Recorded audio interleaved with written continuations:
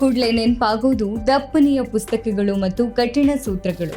ಆದರೆ ಈ ಕಲ್ಪನೆಯನ್ನ ಬದಲಿಸಿ ವಿಜ್ಞಾನವನ್ನ ಜನರ ಅನುಭವಕ್ಕೆ ತರುವ ಸಲುವಾಗಿ ಬೆಂಗಳೂರಿನ ವೈಟ್ ಫೀಲ್ಡ್ನ ಜೆಪಿ ಟೆಕ್ ಪಾರ್ಕ್ನಲ್ಲಿ ಪರಂ ಸೈನ್ಸ್ ಎಕ್ಸ್ಪೀರಿಯನ್ಸ್ ಸೆಂಟರ್ ಲೋಕಾರ್ಪಣೆಗೊಂಡಿದೆ.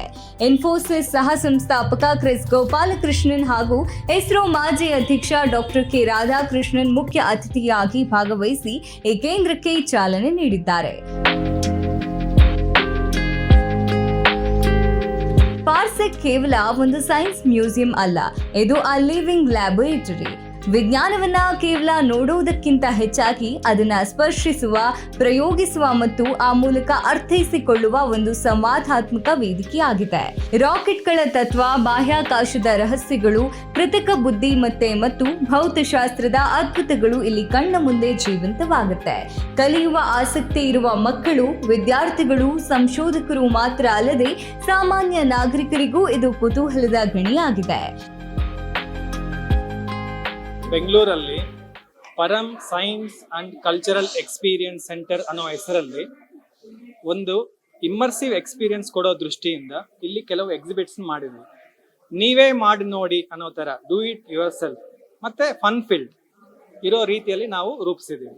ಏನಕ್ಕೆ ಅಂದರೆ ಈಗ ಎಲ್ಲರಿಗೂ ಕೂಡ ಕಲಿಯಬೇಕು ಅಂದರೆ ನೂರಾರು ಮಾರ್ಗಗಳಿದೆ.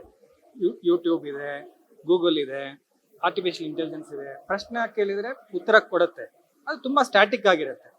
ಆದರೆ ಇಲ್ಲಿ ಬಂದಾಗ ಅವ್ರು ಯಾವುದೋ ಒಂದು ವಿಷಯವನ್ನು ಮುಂದೆ ನೋಡಿದಾಗ ಯಾರು ಏನೋ ಅವ್ರು ಹೋಗಿ ಮಾತನಾಡೋದಿಲ್ಲ, ಯಾರು ಹೋಗಿ ಅವ್ರ ಪ್ರಶ್ನೆನೂ ಕೇಳೋ ಅವಶ್ಯಕತೆನೂ ಇಲ್ಲ. ಆ ಎಕ್ಸಿಬಿಟ್ ಎದುರುಗಡೆ ಹೋಗಿ ನಿಂತ್ಕೊಂಡಾಗ ಅವ್ರಿಗೆ ಏನೋ ಒಂದು ಕ್ಯೂರಿಯಾಸಿಟಿ ಬರುತ್ತೆ. ಅದನ್ನು ತಳ್ತಾರೆ, ಪುಷ್ ಮಾಡ್ತಾರೆ, ಒಂದು ಪಂಚ್ ಮಾಡ್ತಾರೆ ಅಥವಾ ಜೊತೆಗೆ ಮಾತನಾಡೋಕ್ಕೆ ಪ್ರಯತ್ನ ಮಾಡ್ತಾರೆ. ಆ ಹಿನ್ನೆಲೆಯಲ್ಲಿ ಆ exhibit also start talking to them, response ಬರುತ್ತೆ. ಆಗ ಅವರಿಗೆ ಅದರಿಂದ ಕ್ಯೂರಿಯಾಸಿಟಿ ಉತ್ಪನ್ನ ಆಗುತ್ತೆ. ಆ ಕ್ಯೂರಿಯಾಸಿಟಿಯಿಂದ ಇದೇನು ಅಂತ ತಿಳ್ಕೊಳ್ಳೋ ದೃಷ್ಟಿಯಿಂದ ಒಂದಷ್ಟು ಪ್ರಯತ್ನ ಮಾಡ್ತಾರೆ. ಆ ಪ್ರಾಸೆಸ್ಸಲ್ಲಿ ಅವ್ರಿಗೆ ಅರ್ಥ ಆಗಲಿಲ್ಲ ಅಂದರೆ ಅಲ್ಲಿರೋ ಯಾರೋ ಒಬ್ಬನ್ನು ಕೇಳ್ತಾರೆ ಏನಿದು ಅಂತ. ಆ ಹಿನ್ನೆಲೆಯಲ್ಲಿ ಅವ್ರನ್ನ ಕಲಿತಾ ಹೋಗ್ತಾರೆ. ಅದರಿಂದ ಏನಾಗುತ್ತೆ, ಅವ್ರ ಕಾನ್ಫಿಡೆನ್ಸು ಬಿಲ್ಡ್ ಆಗುತ್ತೆ, ಕ್ಯೂರಿಯಾಸಿಟಿನೂ ಜಾಸ್ತಿ ಆಗ್ತಾ ಹೋಗುತ್ತೆ.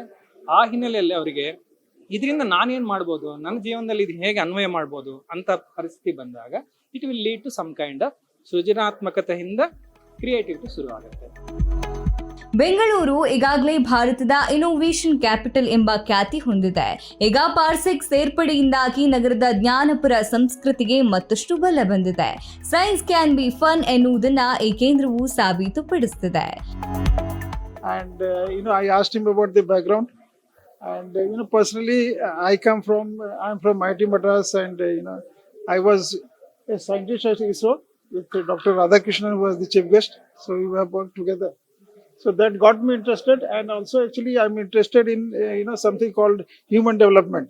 So it is science and technology is the manifested part, but the object is the human, right? So anything that can help develop a human personality is something that I get interested in, right? So more actually I'll be talking to I've taken the numbers of quite a few seniors at Forum, and I would like to talk to them, discuss with them, share my inputs, and also understand what they're planning to do, and then how we can enhance it, take it to the next level, right? ವಿಜ್ಞಾನವನ್ನ ಪುಸ್ತಕದ 4 ಗೋಡೆಗಳಿಂದ ಹೊರತಂದು ಜನಜೀವನದ ಭಾಗವಾಗಿಸುವ ಈ ಪ್ರಯತ್ನವು ಮುಂದಿನ ಪೀಳಿಗೆಯ ಆವಿಷ್ಕಾರಕರಿಗೆ ಸ್ಫೂರ್ತಿಯಾಗುವುದರಲ್ಲಿ ಸಂಶಯ ಇಲ್ಲ.